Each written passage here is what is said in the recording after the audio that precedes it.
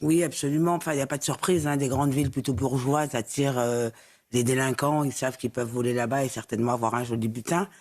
Pas de surprise non plus sur la délinquance. Moi, j'aurais dit les yeux fermés et Saint-Denis. Mhm. Parce que la réalité de la ville est celle qu'elle est. Beaucoup d'immigration, délinquance. Les gens sont les uns sur les autres. Un maire plutôt laxiste, qui ne dit rien. Un maire de gauche qui, malheureusement, c'est ce qu'on disait tout à l'heure, c'est toutes les excuses possibles. Les pauvres, ils sont pauvres. Donc, c'est même une insulte qui est faite aux personnes qui sont pauvres. Finalement, on peut être pauvre et tout à fait honnête, sans aucun souci. Et donc, il y a aussi cette culture de l'excuse qui fait qu'en Seine-Saint-Denis, et particulièrement à Saint-Denis, on a davantage de délinquants. Donc ça, il y a pas de surprise. Et comme ça a été dit tout à l'heure, il y a aussi une question une espèce de décadence dans la société, une société où il n'y a plus de valeur, où finalement, on trouve des excuses à tout le monde. Il est pauvre, il est immigré, c'est pas de sa faute. Donc finalement, les gamins dans une société comme ça, ils ont plus de repères et ils se disent, on a le droit de faire tout. D'ailleurs, comme ça a été justement dit, sur le Maroc, c'est comme ça beaucoup en Afrique. Il y a beaucoup de gens qui se permettent des choses ici qu'ils ne feront jamais Pas chez eux. dans leur pays d'origine. Parce que c'est réglé en 2 4 6 ça. Je peux vous dire que les gardes à vue, c'est pas les gardes à vue françaises. Oui, non, moi je suis frappé par le cas d'Aix-en-Provence quand même. Mais et l'islamisme, là, ce qu'on voit, c'est la radicalisation.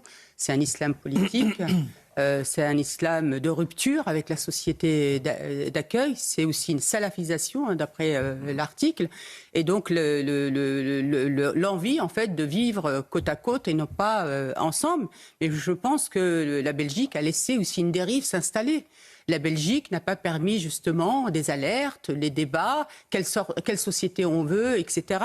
Et aussi de se protéger de cet islamisme qui a amené à des attentats qu'ils ont aussi connus et qu'on connaît aussi dans notre pays. Vous savez, Elliot, aujourd'hui, les pays musulmans combattent l'islamisme, combattent justement tous ces attentats terroristes, etc. Et ils s'inquiètent aujourd'hui de l'exportation d'Européens islamisés, salafisés, qui peuvent commettre des attentats dans les pays d'origine. Je suis d'origine marocaine. Le Maroc, chaque jour, déjoue des attentats. Et aujourd'hui, le Maroc s'inquiète quand il y a des jeunes issus de l'immigration qui vont au Maroc. Il y a même pas que des Marocains, mais aussi des Algériens, etc. Et pour commettre des attentats, pour déstabiliser la société. Donc le problème aujourd'hui, c'est que l'Europe doit s'interroger. Est-ce que son espace n'est pas devenu un espace de radicalisation sous prétexte du droit, des droits de l'homme, notamment? J'entends la vague terroriste islamiste, donc dans les années 2015, qui a touché la France, mais l'Europe également, et donc 2016, 22 mars 2016, Bruxelles.